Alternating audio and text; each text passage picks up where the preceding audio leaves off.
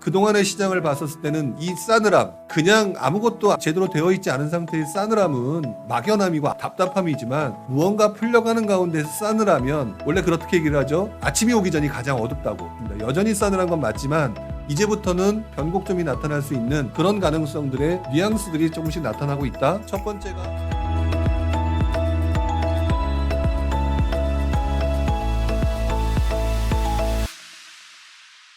안녕하세요, 부룡입니다. 매주 목요일마다 진행되는 부동산 노포 라이브 시간. 오늘은 거의 대부분의 내용들을 여러분들의 Q&A, 그다음에 여러분들이 어떤 식으로 준비를 하고 어떤 식으로 대처를 하는 것들이 좋은 건지 이런 부분에 대한 이야기를 나눠보는 게 좋지 않을까라는 생각을 좀 해봅니다. 제가 오늘은 조금 처음부터 좀 세게 얘기를 좀 하도록 하겠습니다.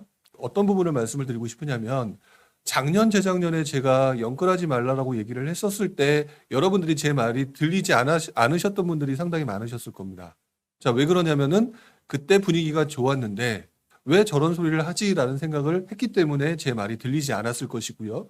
또 두 번째로는 여러분들한테 누군가가 해주는 말이 굉장히 좋게 들렸기 때문에 그쪽의 말을 더 관심이 갖고 들렸을 가능성이 높죠. 자, 그런 상황에서 시간이 지나왔습니다. 그리고 난 다음에 나중에 제가 말했던 부분이 맞고 틀리고를 떠나서 시장이 굉장히 안 좋아졌죠. 자, 문제는 이전부터 또 여러분들이 어떤 부분을 생각해야 되냐면 이제부터는 지금 현재의 모습이 아니라 다음 단계의 모습, 다음 단계의 시장이 어떻게 움직이는지에 대한 고민들을 하셔야 되는 거고 이게 투자자라면 당연히 생각을 해야 된다는 거예요. 이 부분을 여러분들이 놓치셨다라는 말씀을 드리고 싶은 거죠. 작년, 재작년의 분위기가 워낙 좋았을 때 이상하게 어떤 사람은 나와서 이렇게 얘기를 했습니다. 나중에 급격히 꺾일 수도 있으니까 또는 시장이 꺾일 수도 있으니까 연끌하지 마셔야 됩니다 라고 얘기를 했던 것들은 그 이후의 시장의 흐름이라는 게 자연스럽게 어떻게 될 것이다 라고 하는 것들이 일반적으로 상승 다음에는 하락이 나타날 수 있는 가능성이 있기 때문에 정상적인 표현을 했던 부분이었었거든요.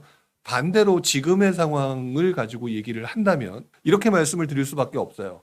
지금 현재 시장이 좋지 않다라고 한다면 그 다음엔 어떤 단계가 될까요? 자연스럽게 여러분들이 원하는 거는 상승이겠지만 상승이 올지는 정확히는 몰라도 최소한 반등 정도는 올 가능성이 있다. 이 부분에 대한 것들을 생각을 좀 해보셔야 된다는 거죠. 여러분들이 바로 그 부분들을 어떻게 보느냐 또는 시장을 조금 더 길게 보면서 내가 그것에 어떻게 대처를 하느냐가 여러분들 투자자들의 입장에서는 굉장히 도움이 되는 부분이다라는 말씀을 좀 드려야 될 것 같아요.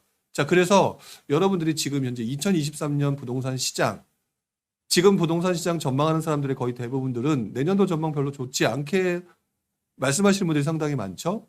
사실상 지금 상황에서는 그랬을 수밖에 없고 그럴 수밖에 없을 겁니다. 또 바꿔놓고 말하게 되면은 작년, 재작년 굉장히 분위기가 좋았을 때의 미래, 내년도 시장 전망, 올 하반기 시장 전망은 항상 좋을 수밖에 없어요. 왜? 직전의 상황을 여러분들이 그대로 생각을 그대로 투영해서 앞으로 지금도 이러니까 앞으로 이렇게 되겠지. 이런 생각을 한다라는 거죠. 자, 그렇기 때문에 2023년도 부동산 시장에 대해서 어떻게 생각하느냐라고 얘기를 한다면 저는 개인적으로 내년에는 분명하게 반등장이 올 가능성이 저는 높다라고 보여져요. 이 반등장이 얼마나 길어질지, 그래서 우리가 아는 상승장이라고 얘기하는 그런 쪽으로 흘러갈지는 모르겠습니다만 아직까지는 그래도 저는 반등장이 분명히 올 수밖에 없는 분위기로 흘러가고 있다. 왜냐하면 지금까지 진행되고 있는 모든 모습들이 그렇다.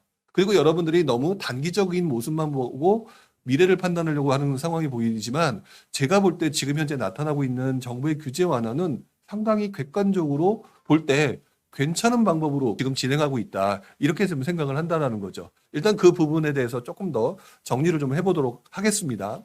심재훈님께서 이렇게 말씀을 좀 해주셨습니다. 정말로 힘들긴 하다. 그쵸? 힘들긴 하다. 하지만 이 힘들다라고 하는 부분이 두 가지 부분인 것 같아요. 원래부터 힘든 분이 있고 내가 욕심을 부렸기 때문에 힘든 부분도 있고 그렇죠? 근데 내가 욕심을 부려서 힘든 분이라면은 지금 상황이 어떻게 되든지 간에 일단 최대한 팔려고 해서 물건을 줄이는 게 훨씬 더 좋겠죠. 근데 물건을 줄이는 데 있어서는 반등장이라고 하는 부분이 나오게 된다면 여러분들한테 상당히 도움이 될 거예요. 자, 그 부분을 한번 말씀을 드려야 되는데 일단 혜연님 의견을 가지고 제가 한번 말씀을 좀 한번 들어보도록 하겠습니다. 혜연님께서 이렇게 말씀을 해주셨어요. 내년엔 대부분 하락을 예상하는데 보합, 하락, 상승 어떻게 보시나요? 대책으로는 지금 상승의 힘이 없어 보이거든요. 라고 얘기를 하셨는데 저는 이 부분을 말씀을 드리고 싶어요. 대책으로는 지금 상승의 힘이 없어 보이거든요. 이 내용이 지금 나와 있는 내용을 가지고 앞으로 어떻게 될지 모르는데 미래를 너무 빨리 재단해 보이고 있는 것 같다. 이렇게 말씀을 드린다는 거죠. 왜 그러냐면 지금 현재 나오는 정부의 규제 완화책이 여러분들의 기대가 워낙 크기 때문에 그 부분에 대해서 미약한 것처럼 느껴지고 있는 거지만 정부 입장에서 보게 되면은요, 까딱하다가 제가 말하는 반등장 이런 거 오게 되면 굉장히 부담스럽거든요. 그렇기 때문에 찔끔찔끔 나올 수밖에 없다라고 얘기를 말씀을 드리는 거잖아요. 그렇기 때문에 지금 현재 대책으로는 상승 힘이 없어 보이거든요. 네, 맞습니다. 왜? 당장 어떤 부분이 있었냐면 며칠 전에 나왔던 다주택자 부분에 대해서 임대사업자제도 어떻게 보면 저도 보기에 조금 실망했다라고 말씀을 좀 드렸잖아요. 조금 저도 실망을 했다. 근데 한편으로는 또 이해가 되는 부분이 정부 입장에서 조금 너무 크게 풀었다가는 크게 문제가 되니까 당연히 그럴 수밖에 없겠지. 그렇다면은 지금은 차근차근 풀어나가는 과정이다라는 생각을 하고 있거든요. 그러면 저는 내년에는 일단 1차적으로 지금 현재 나오는 대책들이 내년 상반기, 1분기 때 상당히 많은 부분이 해결이 되죠. 그 다음에 또 나와야 되는 대책 중에 하나가 가장 대표적인 게 이제 전매 제한 완화라든지 이런 부분들 또는 이제 지방주택 관련된 부분에 대해서 지금 나와 있는 임대사업자 제도 개편 부분을 조금 더 추가를 한다든지 이런 부분들로 여러분들한테 자꾸 하나씩 풀어줌으로써 뭔가 수가 보일 때 뭔가 수가 보여졌을 때 그때부터 움직임이 시작되는 건데 여러분들 중에 상당수는 지금 상승의 힘이 없어 보이니까 굉장히 안 움직일 것이다 이렇게 보통 표현을 하신다는 거죠. 근데 제가 매번 말씀드리는 거 상승과 하락은 매번 반복된다라고 말씀드리는 그 가운데에서는 저는 개인적으로 내년에는 반등장이 나올 가능성이 매우 높은데 그 이유가 뭐냐? 첫 번째, 여러분들의 심리가 굉장히 위축됐었는데 이제 조금씩 풀리고 있다. 왜? 마음에는 안 들지만 규제 완화라고 하는 것 때문에 지금 숨통이 트이고 있다. 숨통이 트이고 있으니까 여러분들이 무슨 행동을 하느냐? 신문기사에서 나오죠? 이런 내용이 나와요. 버티기에 들어갔다. 자, 버티기에 들어갔다는 얘기는 버티지 못해서 던지는 물건들의 가격 하락폭을 줄이게 될 거고요. 가격 하락폭을 줄이게 되면은 그동안 하락하는 모습만 봐왔던 수많은 사람들이 이것 봐라 생각보다 분위기가 안 좋아졌는데 좀 살아나네 이러면서 그동안 멈췄던 사람들이 사고자 하는 마음도 생길 수 있겠죠. 자, 이런 부분들이 계속 이어지고 쌓여가면서 분위기가 달라진다라는 거예요. 그런데 지금 그 부분을 가지고 지금 미리 판단을 한다? 저는 그렇게 볼 이유는 없다라고 생각을 한다라는 거죠. 자, 지금 다른 분들도 계속 지금 올려주고 계신데요. 저는 하락이라고 얘기하는데 올해 같은 하락은 안 나올 것이라고 봅니다. 올해 같은 하락은 일단은 올해 같은 하락 같은 경우는 제가 투자를 하면서 봤던 그 20여 년 동안의 기간 중에 가장 큰 폭의 하락이에요. 가장 큰 폭의 하락이니까 여러분들이 상당히 놀라셨고 그래서 문제가 굉장히 극단적으로 흘러가는 거 아니야라고 걱정하시는 부분이 있겠지만 저는 그 부분에 대해서 어떤 식으로 생각을 하고 있냐면 이거는 상식의 문제다라고 저는 생각을 하거든요. 왜 그러냐면 여러분들 상식적으로 금융위기 때 2008년 금융위기 때와 지금 상황과 비교했을 때 어느 시점이 더 심각했을 것 같으세요? 라고 질문을 하게 된다면 아마 여러분들 중에 상당수는 금융위기니까 금융위기 때가 더 심각하지 않았을까요? 라고 생각하고 말씀하신 분들이 상당히 많다라는 거거든요. 근데 하락폭은 지금이 더 크다. 이 하락폭이 큰 이유가 뭐냐? 여러분들이 인터넷이 조금 더 활달하게 움직여지고 그다음에 프롭테크들이 훨씬 더 많이 움직여짐으로 인해서 여러분들이 쉽게 들어와서 투자할 수 있는 사람들이 상당히 많아졌는데 그 많은 사람들이 쉽게 말하면은 실력을 쌓고 난 다음에 들어온 것이 아니라 실력을 쌓기 전에 굉장히 늘어난 프롭테크와 같은 활용성 높은 도구를 이용해서 빨리 들어왔다가 갑자기 분위기가 달라졌을 때 급격한 심리 위축을 지금 겪고 계신다는 거죠. 그 심리 위축을 겪고 있는 상황이기 때문에 정부 입장에서는 무언가 규제가 시작이 된 거고 아직까지 여러분들이 그런 시장의 흐름을 정확히 모르는 상태에서 지금 현재 상황만 보게 되면 답답해하거나 더 떨어질 것 같지만 오히려 규제 완화는 예전과 비교하게 되면 상당히 빠른 속도로 진행되고 있다. 상당히 빠른 속도로 진행되고 있다면은 결국에는 여러분들로 하여금 조금 한 번 더 버텨볼까? 기타 등등 이런 부분들이 생기면서 자연스럽게 분위기가 달라질 가능성이 있다. 그리고 그 부분이 생기게 되면은 무언가 하나의 티핑 포인트가 발생을 했을 때 다시 한번 반등장이 나타나는 경우가 상당히 많다라는 거죠. 제가 항상 얘기했던 것 중에 하나, 이제는 지겨우실 수도 있는데 2008년 금융위기가 9월 달이었죠. 자, 그다음에 10월 달에 정부의 첫 번째 대책이 나옵니다. 자, 그랬는데 분위기가 심각했어요. 뭐 미국이 망했다는데 어떤 상황이 됐을까요? 11월 달에 결국에는 모든 규제가 풀리는 11.3 대책이라는 것들이 나옵니다. 11.3 대책이라는 것들이 나올 때 대책이 나왔을 때 제가 기억이 나요. 뭐라고 기억이 나냐면 사람들이 그 내용을 보면서 뭐라고 했었냐면요. 야, 시장이 지금 미국이 망했고 전 세계가 지금 휘청휘청 되는 상황에서 이거 풀었다고 움직이겠어? 라고 생각을 했던 게 11월 달입니다.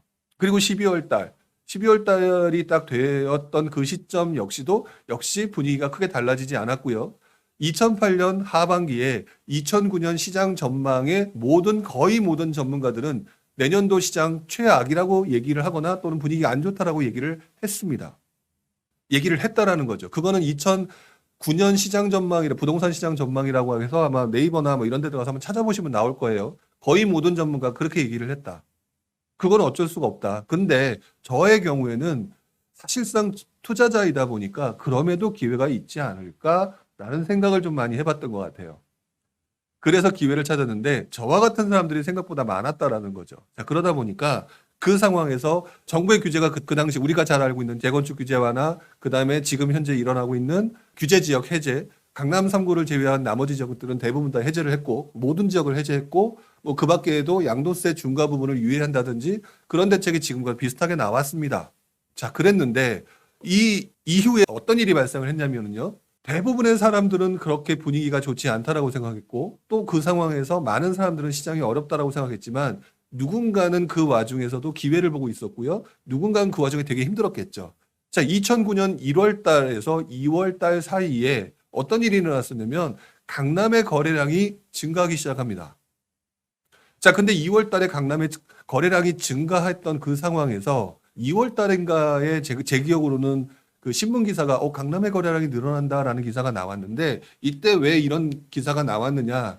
시장이 어쨌든 풀리게 된다면 이렇게 규제 완화가 된다면 시장이 안 좋았다 하더라도 누군가에게는 강남이라고 하는 곳들을 저가로 매수할 수 있다라고 하는 이런 생각을 가진 분들로 인해서 들어가는 사람들이 생겼다는 거죠. 자, 그러면서 2월 달에 강남의 거래량이 회복되기 시작을 하고요. 3월 달, 4월 달 강남의 거래량이 급격히 올라가게 됩니다. 자, 그러자 5월 달, 6월 달, 7월 달쯤에 되면서 어떤 현상이 일어났냐면 노도강이라고 흔히 불리는 그동안 되게 많이 올랐던 곳, 하지만 그 이후에 주춤했던 곳, 이 지역들이 이제 서울을 기반으로 말씀을 드리는 건데 움직임이 시작이 됐다라는 거죠. 자, 그렇기 때문에 최악의 상황이라고 말했던 금융위기 이후 모든 사람들은 그렇지 않다라고 얘기를 했지만 사실상 시장은 반등장이 나왔다. 그렇다고 해서 여러분들 보고 지금 그렇게 반등장이 나올 거니까 사라는 말씀을 드리는 게 아닙니다. 이제부터는 또 다른 반대적인 측면을 좀 얘기를 드릴 거예요. 어떤 부분을 말씀을 드릴 거냐. 정부 입장에서 한번 생각을 해보시기 바랍니다. 정부가 어쨌든 금융위기라고 하는 굉장히 안 좋은 시장 상황이 발생을 했고 그러다 보니까 아이고 이거 시장이 무너지면은 나라 꼴이 엉망이 되니 이것들을 살려줘야 되겠다라고 해서 분위기를 바꿔서 규제를 완화를 했단 말이죠. 그런데 숨어있던 투자자들, 숨어있는 실수요자들이 움직이기 시작하면서 다시 한번 분위기가 번져나가는 모습들을 보이자 그 다음에 어떤 일이 일어나느냐. 정부 입장에서 시장이 움직이거나 시장이 활성화가 되는 걸 별로 좋아하지 않죠.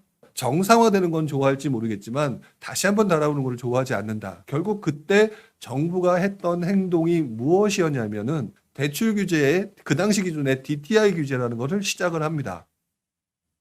DTI 규제가 들어오면서 그때까지 굉장히 많은 사람들이 이전에는 이런 생각을 하고 있었어요. 2000년대 초반부터 2008년까지 엄청난 상승이었다. 그렇기 때문에 사람들의 심리가 모든 사람들이 거의 다 집값이 오를 거라고 하다가 금융위기가 와서 굉장히 놀랬었다. 그리고 난 다음에 다시 풀어주고 나니까 또 많은 사람들은 이제 끝났구나라고 했지만 또 누군가는 포기하지 않았다. 포기하지 않았던 상황에서 누군가는 또 빨리 들어갔다 보니까 그 동네가 올랐다. 그 동네가 오르니까 그 주변까지 올랐다. 여기까지는 맞는데 문제는 이때 정부가 그러면 안 되지라면서 그 당시에 가장 파워가 높았던 DTI 규제를 실시하게 되면서 분위기가 다시 달라지기 시작해요. 근데 왜 달라졌느냐? 여러분들이 지난 2000년대 초반부터 2008년도까지 엄청나게 많은 사람들이 그 당시에도 투자를 했고 영끌도 했고 실수요자들이 집을 샀고 했기 때문에 더 이상 살 수 있는 사람들이 많이 없었던 상황에서 분위기가 달라진 거거든요. 자, 그런 상황에서 정부가 완전히 큰 타격을 입히는 엄청난 대책을 발표를 합니다.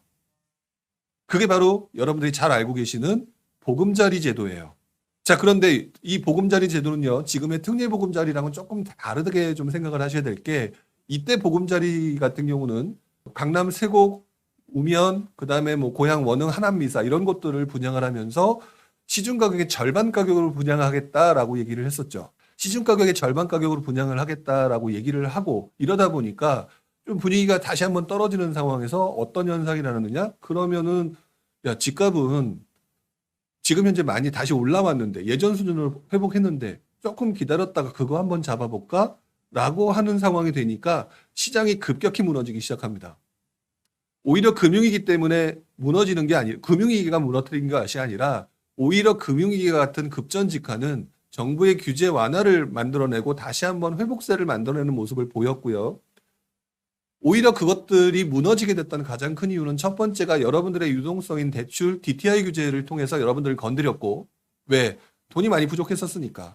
자, 그 상황에서 두 번째, 강남 보금자리와 같은 보금자리를 갖다 반값으로 분양하겠다. 그땐 반값 아파트라는 표현을 많이 썼죠. 반값 아파트라는 표현을 쓰면서 실제로 뭐 강남에 있는 아파트를 뭐 6억짜리 아파트를 또는 7, 8억짜리 아파트를 3, 4억에 주겠다라고 얘기를 하니 여러분들이 다 어떻게 하겠느냐? 다 기다렸다라는 거죠. 그럼으로 인해서 여러분들이 기다리고 실제로 그렇게 되면서 시장이 위축되기 시작하고 위축되면서 여러분들 또다시 시장이 정말 위축되는구나 라면서 심리가 또다시 죽고 이것들이 반복되는 과정이 발생을 했습니다. 즉 2008년 이후에 반등장이라는 상승장이라고 하는 시장이 2009년에 나타났던 거 외에 또다시 그 이후에 여러분들의 체력 부족에 따른 하락장이 나타났다라고 하는 부분들을 여러분들이 두 가지가 존재했다라는 걸 생각을 하셔야 되는 거죠. 그렇기 때문에 여러분들이 내가 처해진 상황에 따라서 여러분들은 누군가는 사야 되고요. 누군가는 팔아야 되는 상황이 올 것이라는 거예요. 그래서 지금 제가 2023년 전망이 어떻게 된다 이거를 떠나기 전에 이걸 얘기하기 전에 여러분들은 무조건 내 상황에 맞는 판단과 내 상황에 맞는 행동을 해야 된다. 그래서 정말 많이 영끌하셨다라고 한다면 오히려 반등장 때 팔아야 되는 게 맞고요. 그렇지 않은 분들은 지금 뭐 어차피 다시 반등의 소지도 분명히 존재하고 있으니까 그 부분에 대한 것들을 생각하고 싸게 살 수 있다면은 충분히 걱정하지 않고 들어가도 좋다라는 부분. 예를 들어서 강남보금자리나 그 당시 고양시 원흥지구 같이 가장 가격대가 싼 게 고양시 원흥지구였는데요. 고양시 원흥지구 같은 경우는 당시 분양가가 3억이 좀 안 됐습니다. 85 기준으로. 2억 9천 얼마인가 아마 그랬고 아마 그 다음에 뭐 이것저것 옵션이 붙었을 때 3억이 조금 넘는 그런 부분이었었잖아요. 그런 부분들처럼 그렇게 싼 것들이 나올 수 있거나 가격이 떨어진 것이 나온다라고 한다면 그것들은 여러분들 편안하게 거주하면서도 싼 가격을 유지하고 나중에 올라가면 수익을 볼 수 있는 그런 부분들이 훨씬 더 좋다라는 거죠. 그렇기 때문에 저는 여러분들 보고 2023년 전망이라고 하는 부분으로 여러분들을 들어오게끔 하고 지금 설명을 하고 있지만 일단 2008년도 이후의 사례를 가지고 설명을 드리면서 두 가지 양극단이 존재한다는 것을 말씀을 드립니다. 누구처럼 올라간다, 누구처럼 떨어진다라고 말씀을 드리기에는 시장이 이렇게 녹록치 않은 부분이 있다라는 것들을 말씀을 드리고 싶고요. 자, 그러다 보니까 여러분들이 그 부분의 생각에 따라서 여러분들이 어떻게 하는 게 좋을지 만약에 여러분들이 오늘 질문을 올려주신다면 그 부분에 대한 얘기를 제 개인적인 상황을 가지고 설명을 좀 드리도록 할 테니까 그 부분을 오늘은 여러분들 질문을 좀 많이 올려주셨으면 좋겠습니다. 자, 가성비 님이 이렇게 말씀을 하셨습니다. 자, 반등장이 나타난 후에 규제가 다시 시작되면 낙폭이 더 커질 수도 있겠네요 라고 말씀을 해주셨거든요. 자, 반등장이 나타난 후에 규제가 다시 시작되면 낙폭이 커질 수 있을 수 있겠죠. 제가 조금 전에 설명을 드렸던 것처럼. 근데 그때는 지금 제가 말씀을 드렸던 것처럼 이 부분이 있었어요. 그때 나타났던 현상이 그때도 욕심을 부려서 사겠다는 사람들이 있었고 그리고 그 이후에 DTI 규제라든지 그 다음에 강남 보금자리, 그러니까 보금자리 주택의 도입이라고 하는 새로운 정책으로 인해서 낙폭이 커진 것이다. 반등장이 나타난 후에 낙폭이 커진다가 아니라 반등장이 나타난 후에는 정부가 아차 싶으면 규제, 그중에서도 대출 규제로 가겠죠. 대출 규제를 계속 진행을 하면서 이 경우에는 커질 수가 있겠다. 그렇다면 내가 어떤 식으로 대처하는 게 좋을까? 이 부분을 생각을 하셔야 되는 거겠죠. 낙폭이 커질 수 있다가 중요한 게 아니라 나는 여기서 어떻게 대처하느냐. 즉 예를 들어서 반등장이 나타날 수 있다라고 하는 부분도 제가 설명드렸잖아요. 그렇다면 지금 현재 나는 무주택자야라고 한다면 조금 더 싸게 살 수 있는 동네를 찾아보고 상승장대 입지가 올라갈 수 있을 만한, 입지가 좋아서 가격이 올라갈 수 있을 만한 곳들을 싸게 살 수 있는 방법을 찾아서 싸게 사고 난 다음에는 낙폭이 커진다고 하더라도 그 낙폭은 시간이 지나면서 다시 회복할 수 있다라는 부분을 생각하시면서 조심스럽게 들어갈 수가 있는 거고요. 반대로 반등장이 나타난 후에 낙폭이 커질 수 있다라고 하는데 나는 지금 현재 그동안 좀 욕심을 부려서 굉장히 많은 물건들을 가지고 있었다라고 한다면 반등장이 나타날 때는 내 물건 중에 좋지 않은 물건들을 차라리 이 기회에 파는 것이 훨씬 더 유리하겠구나라고 판단하시는 분들도 나타나겠죠. 즉 개인별 상황에서 다 틀려진다는 거예요. 그렇기 때문에 반등장이 나타난 후에 낙폭이 커질 수 있다. 그 자체에 너무 집중하지 마시고 반등장이 나타난 후에 규제가 시작될 수 있는 부분과 여기에 나는 어떻게 대처할 수 있는 게 좋은가 이 부분을 좀 생각을 하셨으면 좋겠습니다. 자, 그다음에 파란만장TV님 특례보금자리론 풀리면 거래량이 반등할 것 같아요. 자, 특례보금자리론이 지금 현재 그런 분위기를 만들고 있습니다. 제가 아까 좀 전에 보금자리 얘기했었죠. 강남보금자리, 하남미사, 뭐 고양시 원흥 이런 곳들이 있으면서 당시에 조금이라도 집을 사려고 했던 사람들을 글로 다 빨아들였다고. 내년도 초반부에 1분기에 풀린다라고 하죠. 자, 1분기 풀린다라고 얘기하기 때문에 지금 현재 사고자 했던 돈이 부족했던 부분, 금리를 갖다 고정금리로 가고 싶었던 분들, 이런 분들은 지금 사겠느냐 안 사겠느냐? 안 사잖아요. 안 사니까 지금 그분들은 전부 다 특례보금자리를 기다리면서 지금 거래량을 딱 빨아들이면서 지금 거래가 안 되는 상황이다. 그럼 그 거래가 안 되는 상황이기 때문에 내년도 집값이 개판이 되고 안 좋다라고 얘기할 수 있느냐? 그렇지 않다라는 거예요. 지금 아까 위에서 그랬죠? 지금 분위기가 안 좋다. 지금 분위기가 안 좋다라고 하는 거는 저도 잘 알고 있으나 지금 말씀드렸던 것처럼 특례보금자리론이 풀리게 되면 거래량은 분명히 반등할 수밖에 없다. 왜? 강남보금자리 역시 인기가 굉장히 좋았었고요. 그 당시 돈으로 뭐 7, 8억 정도 되는 강남 아파트 정도를 3, 4억에 살 수 있다라고 얘기를 했었으니 이왕이면 강남 아파트를 3, 4억에 살 수 있는데 왜 지금 딴 거를 사겠느냐라고 하는 심리가 나타났다는 거죠. 그래서 특례보금자리론은 지금 생각보다 많은 사람들을 빨아들이고 있는 것 같아요. 아까 이 중에서도 특례보금자리론을 기다리고 있다라는 얘기를 하신 분들이 예전에도 있었던 걸로 기억을 하기 때문에 그런 부분을 생각하게 되면 저도 거래량이 반등할 거라고 저는 생각을 하죠. 23년 부동산 시장에 관련된 얘기를 이제 잠깐 이제 언급을 또 이참에 해야 되겠죠. 자, 23년에는 요번에 2023 정책 방향 보셔서 아시겠지만 상당히 많은 부분이 1분기에 몰려 있습니다. 1분기에 몰려 있고 오히려 2분기, 3분기, 4분기에는 별로 많지 않아요. 그러면 1분기 때 그것이 어느 정도 해결되느냐 안 되느냐 부분이 특례보금자리론도 1분기에 되어 있죠. 자, 그렇다면은 그 1분기에 이것들이 해결하면서 나타나는 거래량을 보면서 2023년도 하반기 전망을 해야 되는 거지 지금 아무것도 안 돼 있는 상태에서 직전의 흐름만 가지고 얘기를 해서 내년도를 얘기한다? 쉽지 않다라는 거죠. 그래서 일단은 내년 1분기가 굉장히 첫 번째 중요한 포인트다. 지금 아니라고, 시장이 아니라고 해서 내년도 안 좋을 거야라고 판단하기에는 너무 섣부르다라고 말씀을 드리고 싶어요. 그리고 난 다음에 내년 초에 지금 여러분들 12월 달에 미국의 금리 인상 0.5% 나왔지만 여러분들 별 느낌이 없죠? 그리고 여러분들 좀 더 정확히 확인해 보시면 아시겠지만 오히려 우리나라도 금리가 올라갔음에도 불구하고 대출금리는 지금 떨어져 있을 겁니다. 대출금리가 떨어져 있다는 것은 그동안 올라갔던 가산금리가 떨어졌거나 또는 보통 코픽스 금리나 은행채를 가지고 금리를 산정을 하는데 정부가 각종 대책이 나오면서 시장 금리가 안정화되면서 은행채 금리 같은 것들이 안정화되면서 금리가 떨어진 부분 여기에다가 정부에 살짝 너무 올리지 마라라고 하는 압박 이것들이 맞물리면서 여러분들이 견딜 수 있는 분위기로 흘러가게끔 지금 만들어주고 있죠. 여기서 만약에 미국의 금리 인상 부분이 조금 주춤한다거나 역시 마찬가지로 우리나라의 금리 인상이 주춤한다거나 라고 하는 부분은 일단 몇 개월은 지켜봐야 되겠죠. 그 부분이 아무래도 1분기겠죠. 그래서 저는 1차적으로 2023년 부동산 시장 전망을 미리 하시고 난 다음에 어떻게 하겠다라고 결정하지 마시고 2023년 1분기 1, 2, 3월 그중에서도 2월 정도라고 저는 생각을 하는데요. 일단 23년 2월 정도가 여러분들이 그래도 실수요자들이 움직이는 시기죠. 그래서 저는 여러분들한테 그 말씀을 좀 드리고 싶어요.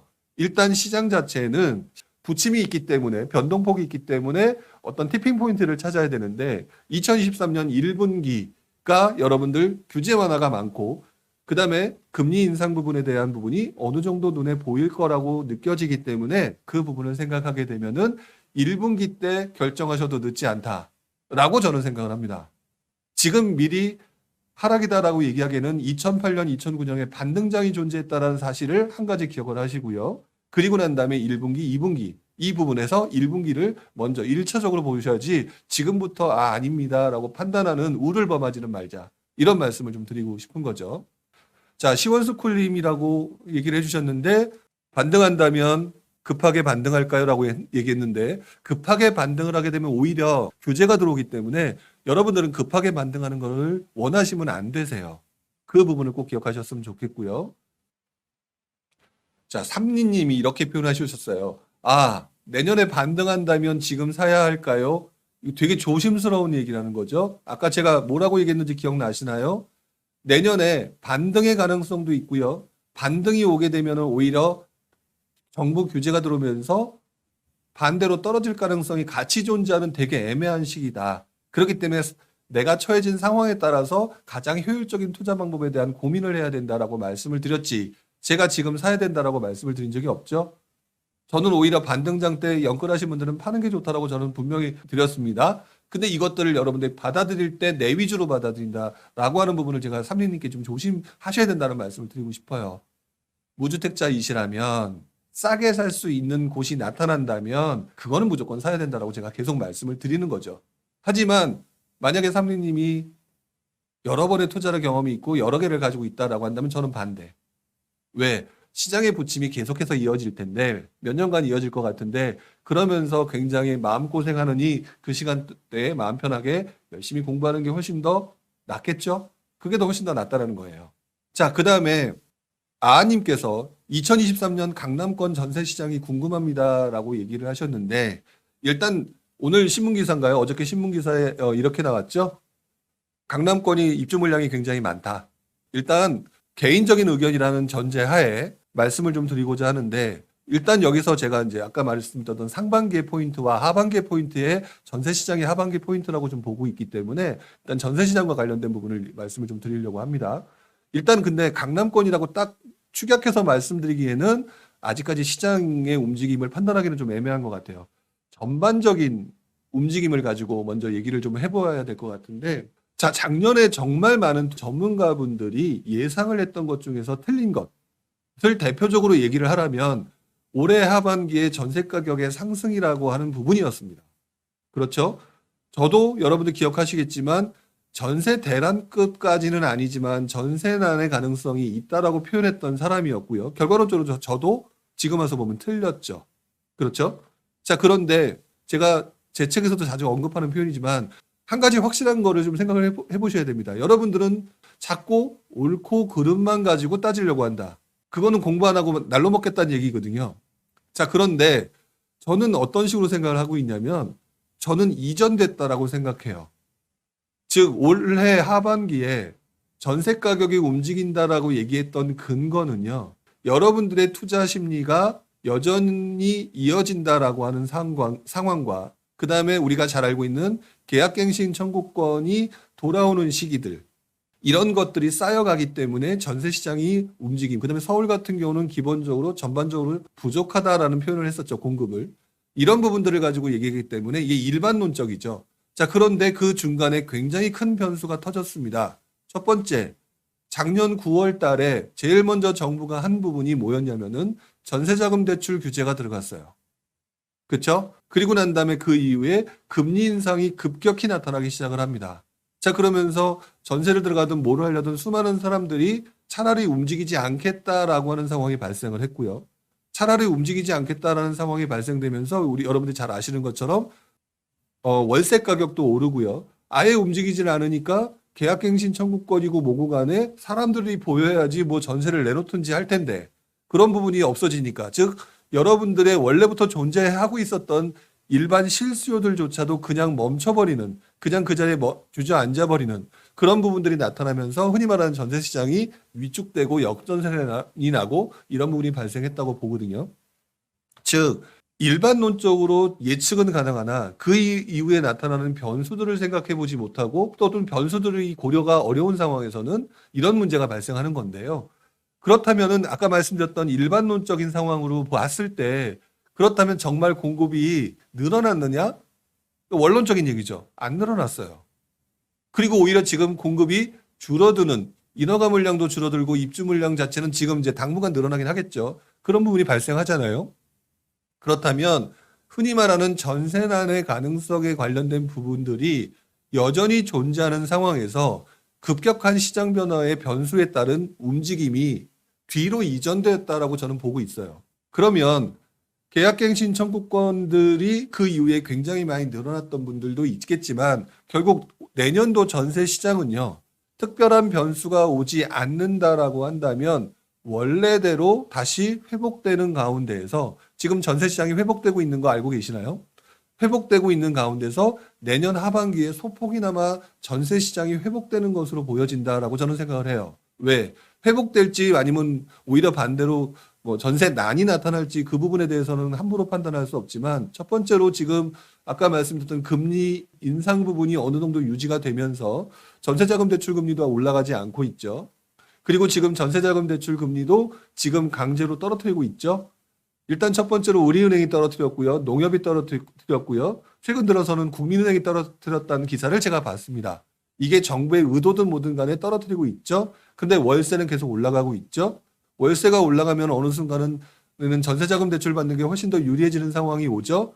여전히 공급은 그대로 특별하게 변한 건 없죠. 그리고 앞으로 인허가 물량이 줄어들어갈까 봐 지금 정부가 안달하면서 공급 물량을 어떻게 유지할 수 있도록 지금 대책이 나왔죠. 이런 것들을 종합적으로 확인해 놓고 보게 되면은 저는 정부가 이 공급 물량들을 계속 유지시키려고 하는 이유가 역전세난이 났다 옳고 그름에 따라서는 틀렸지만 올해 시장 상황으로 보면 틀렸지만 근본적으로 바뀐 게 없기 때문에 내년 하반기에는 다시 한번 전세 시장이 원래대로 돌아갈 가능성이 좀 있어 보인다. 그래서 전 두 번째 기준으로 보게 되면 2023년 부동산 시장을 보는 데 있어서 내년 1분기에 시장 회복 관련된 부분과 내년 하반기 3, 4분기 정도 됐을 때에 전세 가격의 움직임이 다시 한번 여러분들을 움직이게 할 수 있는 부분이 존재를 한다.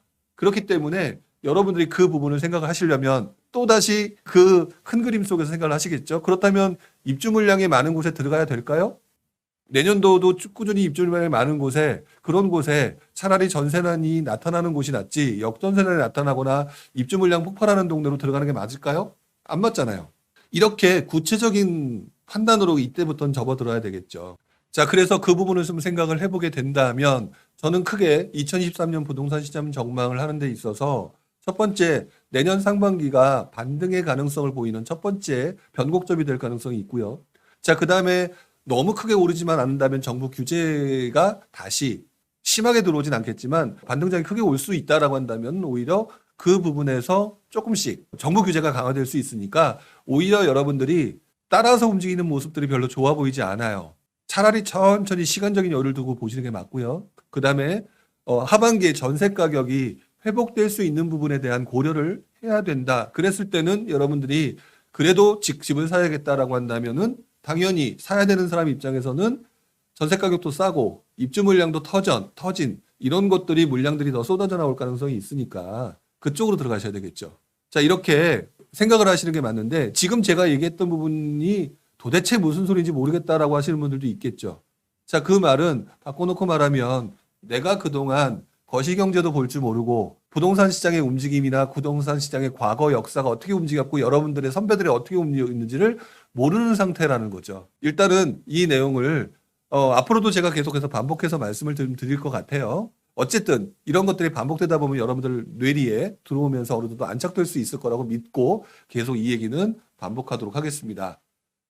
자, 머니웨이님, 2주택 급매로 던지고 급매로 사는 게 맞을까요? 아니면 시장 상황 기다렸다가 사러 오는 사람이 있을 때 적당하게 팔고 갈아타는 게 맞을까요? 이게 참 복골복인데요. 저는 그렇게 말씀을 좀 드리고 싶어요. 일단 2주택이 지금 일시적 1가구 2주택인지 그냥 2주택인지 모르겠는데요. 그 2주택 중에 하나 던지고 싶은 것 또는 두 개 던지고 싶은 물건이 입지가 좋은 곳이냐 안 좋은 곳이냐 부분을 먼저 생각을 하셨으면 좋겠습니다. 왜 그러냐면 입지가 예를 들어 강남권이다. 또는 입지가 저기 나쁜 뭐 지방의 중소도시다. 이렇다면 저는 입지가 상당히 좋지 않아서 이렇게 투자 심리가 위축됐을 때 누군가가 들어오지 못하는 곳, 살 수가 없는 곳이라면 던지는 게 조금 더 낫다라고 생각이 들어요. 왜 그러냐면 그 던지고 나면 현금이 들어오죠. 현금이 들어온 상태에서는 결국에는 좀 더 상급지로 살 수 있는 것들이 보이겠죠. 누군가는 그 물건들을 가지고 있으면서 금매로 내놔야 되는 사람들이 있으니까. 그렇게 사고 파는 게 훨씬 더 낫다라고 생각하고요. 그렇지 않고 좀 적정한 위치다. 뭐 나름대로 수도권 괜찮은 곳 가지고 있다. 서울 가지고 있다라고 한다면 시장 상황을 기다리시는 게 훨씬 더 좋습니다. 왜 그러냐면 어차피 서울과 수도권이라고 한다면 그분들이 보는 최종의 목적지는 강남일 거고 강남에서 조금 더 뒤처지면서 괜찮은 곳이 되겠죠. 그런데 그런 곳들이 내가 딱 팔고자 하는 시점에 딱딱 맞춰서 떨어지는 거는 제가 본 적이 없어요. 그런 곳들이 상당히 괜찮은 상급지다라고 한다면 시장 상황을 기다리시는 게 훨씬 더 좋습니다. 왜 그러냐면 시장 상황이 기다렸다가 강남이라든지 기타 좋은 물건들이 나왔는데 가격들이 굉장히 떨어진 물건으로 나왔잖아요. 그러면 시장이 움직이게 됐을 때는 나중에 강남같이 좋은 곳들이 먼저 움직이죠. 그리고 나면 내가 팔려고 하는 그 물건들이 나중에 뒤늦게 움직이는 상황이 되기 때문에 딱 타이밍이 맞아 떨어지거든요. 일단 머니웨이님이 가지고 계신 것이 정확히 뭐냐가 더 중요한 것 같아요. 근데 둘 다 외곽이라고만 표현하셨지 정확히 어디인지는 모르니까. 그래서 저는 그 부분을 생각하게 되면은 그냥 수도권이다라고 얘기했을 때 수도권에서도 선호도가 굉장히 많이 떨어진다라고 한다면은 조금 더 상급지로 이동하는 건 좋은 거라서 지금 금매로 나와 있는 물건들 괜찮은 것 같고요. 굉장히 좋은 지역이다, 강남이다, 또는 뭐 예를 들어서 과천이다 이런 곳이라면 시장 상황을 조금 더 기다리는 게 좋습니다. 내가 원하는 딱 적당한 타이밍이 안 맞히기 때문에 그거는 더 그 지역들이 좋은 물건들이 나올 때까지 좀 기다리시는 게 조금 더 낫다라는 말씀을 좀 드리고 싶네요. 호호빵님 거 한번 보도록 할까요? 투가지역 2주택, 투기과열지구 2주택이 서울 정도인 것 같은데 1억 정도로 2023년 주택 아닌 어떻게 투자를 해야 될까요? 라고 얘기하셨는데 지금 호호빵님은 제가 볼 때는 투자 경험이 없으신 거예요. 왜 그러냐면 제가 투자를 하면서 항상 말씀을 드리는 거지만 예측하면서 투자할 수 있는 곳이 있다면 저는 정말 떼부자가 됐을 거예요. 저도 예측은 하지만 예측이 맞지 않는 경우가 상당히 많거든요. 근데 2023년은 시장이 굉장히 안 좋은 시기가 될지 좋은 시기가 될지는 모르는 상황인데 극단적으로 그전처럼 좋은 상황은 아니죠. 이런 경우에는 여러분들과 같은 수많은 사람들이 의견을 나누는 과정에서 정부의 정책에 따라서 투자처를 찾아내기 시작합니다. 그래서 그쪽으로 들어가려면은 그때 시점에 어느 정도 사람들의 움직임이 나타나는 상황을 지켜보시고 난 다음에 그때 선정을 하셔야 되지 지금 막연하게 지금 눈에 안 보인다고 뭔가 답답해서 그러신 건 맞거든요. 근데 원래 투자는 기다림이에요. 2008년, 2009년 그때 전후로 지금 시장의 흐름을 제가 좀 전에 말씀을 드렸지만 그 이후의 시장 상황을 보게 되면은 보금자리 주택 때문에 시장이 되게 안 좋고 그다음에 투자할 곳은 없고 이런 가운데서 돈 있는 사람들은 뭐 그렇다 치고 돈 없는 사람들은 어떻게 투자해야 되나는 질문이 진짜 많았었거든요. 그 당시 시장 상황에 어떤 부분이 있었냐면은 2008년, 2007년 뉴타운이라고 하는 부분이 어느 정도 이어지면서 2009년도, 10년도, 2009년도까지는 뉴타운, 그 중에서도 경기 뉴타운이라고 하는 쪽에 관심도들이 은근히 높았어요. 자, 그러다가 그때가 정부 규제 속에서 여러분들 아까 제가 DSR 말고 그 당시는 DTI라고 얘기했는데 DTI 규제라고 하는 부분에서 조금 배제가 돼 있었던 곳들이 당시 오피스텔이라든지 빌라 같은 것들이 DTI 규제에서 제외가 되어 있었습니다. 자, 이런 상황에서 가격들은 떨어지니까 아파트보다는 오피스텔은 선호도가 떨어지죠. 자, 그러니까 차라리 아파트를 하겠다라는 생각이 들면서 오피스텔 가격이 낮아지기 시작해요. 낮아지기 시작하는데 그때도 사람들이 집을 안 사니까 월세 가격은 올라가고요. 이런 상황이 되니까 투자자들은 그렇다면 내가 돈이 없는 상황에서 할 수 있는 것들은 오피스텔이 괜찮겠네라고 하는 현상이 발생되면서 그때 한 2, 3년간 오피스텔 붐이 옵니다. 2009년, 10년 아마 그때 전후로 기억을 하거든요. 즉 무슨 말이냐. 호호빵님께서는 투가지역 2주택 주택을 가지고 있고 1, 2억 정도를 가지고 2023년에 주택안이 어떻게 투자를 해야 됩니까? 라고 질문을 하셨는데 이 어떻게 투자해야 된다고 하는 부분까지 분용이라는 사람뿐만 아니라 어떤 전문가도 답변을 할 수가 없어요. 모를 거예요. 아는 체 하는 것일 뿐. 그렇다면 뭐냐? 제가 그랬죠. 내년 1분기 때 분명히 규제 완화가 어느 정도 될 것이고 티핑 포인트가 될 가능성이 있다. 그때 규제 완화가 무엇이 나타나고 무엇이 나타나냐에 따라서 사람들이 그때 구멍찾기 게임을 다시 시작을 할 겁니다. 그러면서 그때 몰려가는 어떤 그런 동네가 나오거나 그런 지역이 나올 거예요. 그런 곳으로 따라 들어갔다가 욕심을 부리지 않고 빠져나오는 방법을 택하셔야지 지금 막연하게 어떻게 투자해야 될까요? 라고 판단하시기에는 시간이 좀 애매하다라는 거. 자, 그 부분을 생각하셨으면 좋겠습니다. 자, 그 다음에 초이 해리님께서 지금 주담대 봐서 집을 사면 고정금리로 할 것 같으세요? 변동금리로 할 것 같으세요? 라고 얘기했는데 강제로 저한테 답을 얻어내시는 거죠. 근데 솔직히 말씀드리면 저는 지금 대출 안 받습니다. 왜? 금리가 높고 금리가 떨어질 거거든요. 저는 100% 떨어진다고 확신합니다. 왜? 원래 그랬거든요. 원래 금리라는 게 그렇습니다. 그러면 금리가 떨어질 때 변동금리로 하셔야죠. 근데 지금은 어떻게 될지 모르죠. 그러니까 지금은 잠시 답답하지만 쉬어가는 타이밍이다. 이렇게 가야 되는 거고요. 근데 이제 특례보금자리론 같은 경우는 좀 다르게 되겠죠. 특례보금자리 같은 경우는 가격, 금리도 싸게 되고 이런 것들은 무조건 해야 되는 거다. 자, 이런 부분들을 말씀을 좀 드리고 싶습니다.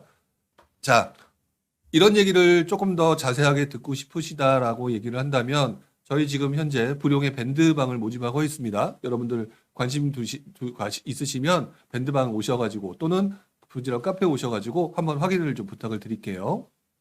나엘파파님 얘기하신 거 내년에 반등작이 나오더라도 24년 전후로 강남 재건축 대규모 입주에 따른 영향성 그리고 그 이후 2026년 이후 3기 신도시 본분양 및 입주가 조금씩 진행된다면 장기간 영향이 있을 것 같은데 불용님의 경우라면 위 같은 리스크 예상될 때 보통 어떻게 판단하고 움직이시나요?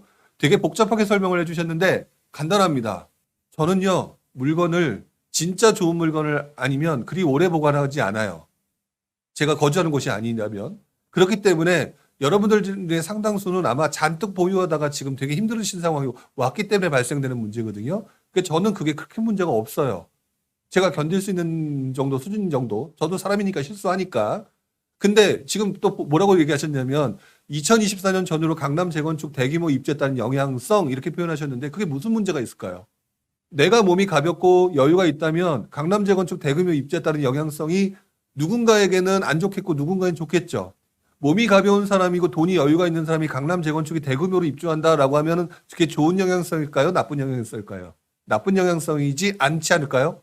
할 수 있는 좋은 기가 온다면 좋은 영향성이죠. 근데 물건들을 가지고 있는 사람들이 하면은 아이고 죽겠다라고 하는 부분이 되겠죠. 저 같은 경우는 몸이 가벼워지게 만들어 놨기 때문에 저라면은 대규모 입지에 따른 부분을 즐거운 마음으로 찾아 들어가겠다. 그 이후에 2026년도에 3기 신도시 본분양과 입주가 조금씩 진행될 것 같다? 역시 마찬가지입니다. 그때 상황이 침체장인지 상승장인지는 모르겠죠. 상승장이라면은 좀 모르겠는데 만약 침체장이다라면 저는 굉장히 즐거워할 것 같아요. 왜 그런 줄 아세요? 대부분의 여러분들은 저와 같이 오랫동안 하시지 않았기 때문에 그 순간에 영향을 받거든요. 침체장이라고 하고 입주 물량이 터졌다라고 한다면 다 내던지겠죠. 내던지는 상황이라면 저는 얼마나 즐거울까요? 와, 이것을 싸게 구입할 수 있는 좋은 기회다. 그렇다면 그 중에서 하남 교산, 고양 창릉, 뭐 기타 여러 가지가 있겠죠. 왕숙, 계양, 그다음에 대장. 그렇다면 그 중에 제일 좋은 동네가 어디예요? 하남 교산이잖아요. 하남 교산인데 그 시점이 침체장이라면 다음번에는 침체 다음에는 상승이죠. 침체 다음에 상승이라면 이왕이면 상승장 때 먼저 오르는 곳들이 입지가 좋은 곳이죠. 그러면 자연스럽게 하남으로 가야 되는 게 맞겠죠. 이런 식으로 판단하지 시장이 어떻게 영향을 주고라고 하는 부분들을 여러분들 그걸 되게 궁금하게 하는데 그 궁금해하는 가장 큰 이유 중에 하나가 몸이 무겁기 때문이라는 생각도 한번 해보시기 바랍니다. 몸이 무겁기 때문에 그렇다. 몸이 무겁지 않게 하는 방법은 적정하게 먹고 적정하게 빠져나오는 거. 그 다음에 입지가 굉장히 좋은 것이라면 거기는 내가 거주를 한다. 이 부분에 대한 걸로 접근하시는 게 훨씬 더 좋다고 보여져요. 이렇게 생각하신다면 저는 2024년 전후에 입주에 따른 영향성 별로 크게 문제 없다.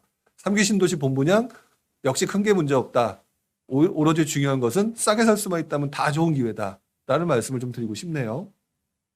자, 김영규님. 이 올려셨는데 이분은 자꾸 집 사기를 부추기는 경향이 있네요.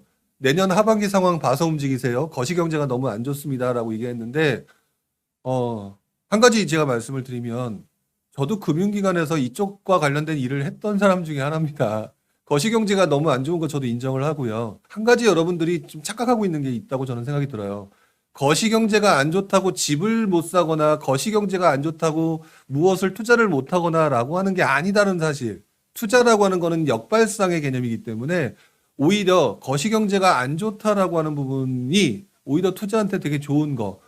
아니 대놓고 얘기해서 워렌 버핏이 또는 조지 소로스가 상승장일 때 미친 듯이 투자를 하시던 분이신가요? 아니면 예를 들어 조지 소로스 같은 경우는 재기적 이론이라고 해서 좋지 않을 때, 터졌을 때 들어가는 그런 것들이 가장 기본적인 원리인데 그 거시적인 그 기본적인 투자 원리 부분을 무시한 채 거시경제가 안 좋으니까 너무 이렇게 한다? 제가 볼 때는 거시경제 공부 별로 더 안 하신 걸 수 있습니다. 거시경제가 1900년대 초반부터 더 올라가면 1800년대까지부터 올라가죠. 미국 경제부터 유럽 경제 부분까지 보게 되면 그 부분을 보게 되면 지금까지 한 번도 바뀌지 않았던 부분은요. 오르고 내림이 계속해서 반복된다는 거고요. 그런 것들을 통해서 보통 얘기가 하는 게 흔히 말하는 경제 사이클이고요. 그게 흔히 말하는 뭐 쿠즈네트크 이론이라든지 그다음에 주글라 파동이라든지 되게 많은 것들이 있겠지만 그런 것들을 이용해서 투자를 하는 것이지 거시경제가 너무 안 좋다라고 얘기하기에는 어렵다. 그리고 거시경제만 너무 매몰되다 보면은 투자자로서는 잼뱅이가 된다라고 하는 부분도 기억을 하셨으면 좋겠습니다. 제가 집을 사기를 부추기는 경향이 아니라 제가 언제 여기 계신 분들은 아마 거의 다 아실 텐데요. 작년에 집 웬만하면 연끌하지 말라고 얘기했던 사람이고 그 대신 그 얘기는 했죠. 무주택자는 집을 사라. 그러면서 저는 항상 반복해서 말씀을 드렸습니다. 집 사고 떨어지는 경험을 해봐야 제대로 공부한다라는 말씀까지 들어가면서 말씀을 드렸으니까 저를 판단해 주시려면 조금 더 오랫동안 구독과 좋아요 눌러주시면서 해주셨으면 좋겠다는 말씀을 좀 드립니다. 자, 밥김님, 3기 신도시 과천 사전청약 당첨자입니다. 2027년 입주 예정인데 불확실해서요. 현 무주택자인데 청약 당첨 포기하고 매매를 진행해야 될까요? 라고 얘기를 하셨는데 지금은 시장이 안 좋죠? 지금이 시장이 안 좋은데 과천은 좋은 곳, 다른 곳은 어떻게 될지 모르는 곳. 그렇다면 지금 현재 상황에서는 사전청약 당첨자는 당첨이 됐기 때문에 입지가 좋은 것을 물론 한참 휴지만 가지고 있다라고 하는 일단 확률은 100% 확률을 가지고 있습니다. 시간적인 문제일 뿐. 그런데 그렇게 해서 포기하고 난 다음에 매매를 진행하고 무언가를 하겠다라고 얘기하기에는 상당히 본인 실력을 좀 고민을 하셔야 돼요. 훨씬 더 낮은 가격에 싸게 살 수 있는 정도가 되는 것을 살 수 있다라고 한다면 과천 사전청약 당첨을 포기해도 되겠지만 그런 능력이 아니라고 한다면 저는 일단 과천이라고 하는 동네는 굉장히 좋은 동네. 그러니까 여러분들 다 마찬가지겠지만 확률 게임을 하셔야 됩니다. 과천은 당첨된 곳. 그리고 다음번에 내가 더 좋은 걸 찾을 가능성이 어떻게 되느냐. 그렇다면은 그게 부족하다면 저는 과천으로 일단 보유하시면서 타이밍을 노려라. 이렇게 말씀을 좀 드리고 싶어요. 자, 이엔킴님. 반등을 한다면 현재 신축 위주로 거래량이 많으면서 하락한 지역이 많던데 현재 하락하지 않은 기축과 비교해서 오히려 입지가 좋은 곳이 하락비가 높은 것들이 많더라고요. 반등작이 온다면 하락하지 않은 곳들은 지금 가격에서 반등이 이루어질까요? 라고 얘기를 하셨는데 일단은 쉽게 생각하시면 됩니다. 첫 번째는 입지를 먼저 봐라. 그리고 난 다음에 하락 비율을 봐라라고 말씀을 좀 드리거든요. 일단 저는 입지가 좋은 곳이 아마 하락 비율이 높은 곳이 많았을 거예요. 그렇죠?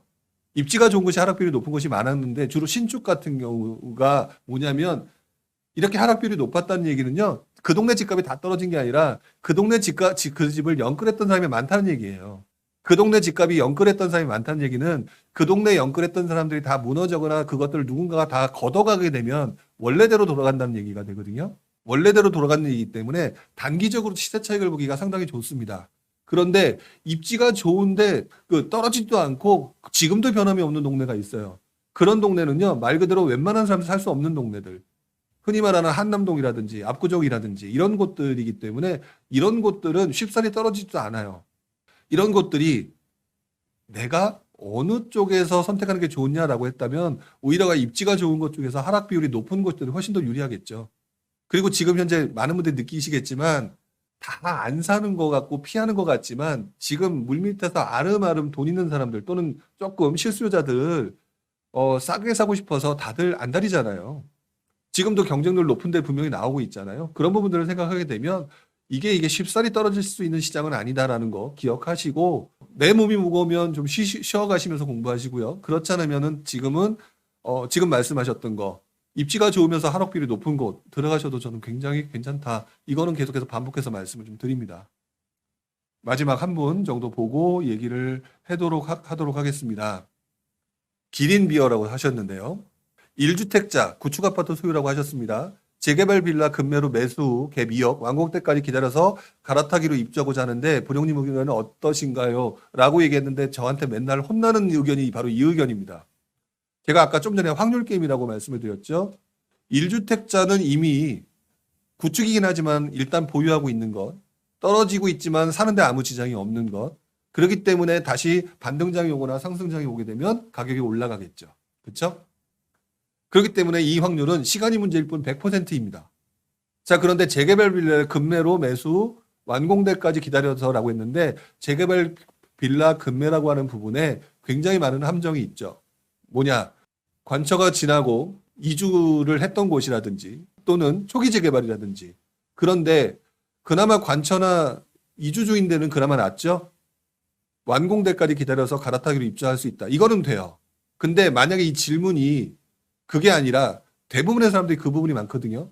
관처나 이주주인 물건들 같은 경우는 대체적으로 비쌉니다. 그러다 보니까 대부분 질문이 초기 재개발이거나 어정쩡한 거 빌라 급매로 갈아타고 나서 완공될까지 기다린다고 하는데 이렇게 하는 경우에는 이게 언제 완공될지가 몰라서 그냥 시간을 확률도 떨어지고 시간도 엄청나게 오래 걸리는 상황이 될 수도 있습니다.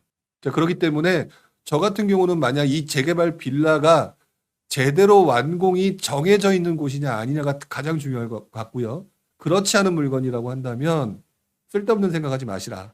오히려 재개발 빌라는 어정쩡한 재개발 빌라는 시장이 침체일수록 가격대가 떨어지면서 진척도가 느려지고 가격은 떨어지게 되어 있습니다. 그렇기 때문에 그 경우에는 완공도가 완공될 때까지 엄청나게 오랫동안 기다리는 상황이 발생되고 확률도 떨어지는데 돈 벌 확률도 떨어지는데 은근히 이런 질문이 많다. 그 부분을 좀 생각을 해주셨으면 좋겠다라는 말씀을 좀 드립니다. 자, 이렇게 해서 오늘도 여러분들과 함께 이야기를 나눠봤는데요. 자, 규제는 풀었지만 여전히 싸늘합니다. 지금 시장. 저도 인정을 합니다만 그동안의 시장을 봤었을 때는 이 싸늘함, 그냥 아무것도 제대로 되어 있지 않은 상태의 싸늘함은 막연함이고 답답함이지만 무언가 풀려가는 가운데서 싸늘하면 원래 그렇게 얘기를 하죠. 아침이 오기 전이 가장 어둡다고. 자, 이 말을 여러분들이 괜히 나온 말이 아니라고 생각을 해주셨으면 좋겠습니다. 여전히 싸늘한 건 맞지만 이제부터는 변곡점이 나타날 수 있는 그런 가능성들의 뉘앙스들이 조금씩 나타나고 있다. 첫 번째가 금리 인상의 속도 조절, 그 다음에 규제 완화의 폭이 증가, 여기에 따른 내년도 이런 상반기, 1분기 이후에 여러분들의 움직임, 거래량의 증가, 그리고 내년 하반기에 이어지는 그 중간의 변수들은 모르니까 내년 하반기 정도에 원래부터 부족했던 전세 가능성이 이전됐던 그 부분이 어떻게 해결되느냐에 따라서 시장이 또 바뀔 수가 있다라는 거, 그 부분을 생각하셨으면 좋겠고요. 마지막으로 시장이 상승장이 아니라고 한다면 시장은 여러분들은 상승장에 여러분들이 했던 투자 기술로 시장을 판단하시면 안 됩니다. 이제부터는 여러분들이 새로운 시장에 적용할 수 있는 투자 방법이 무엇인지를 찾아셔야 될 때죠.